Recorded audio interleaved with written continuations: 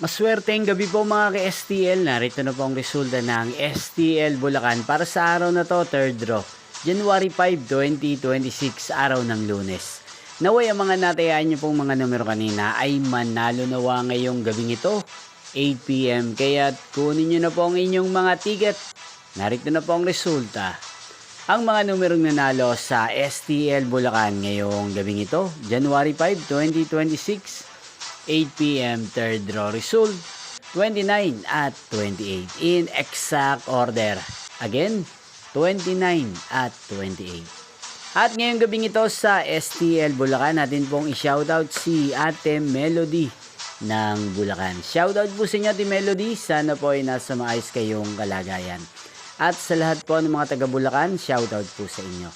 Inyo pong napanood ang resulta ng STL Bulacan. Maraming salamat po sa patuloy niyo pong panonood at pagsuporta sa aking channel.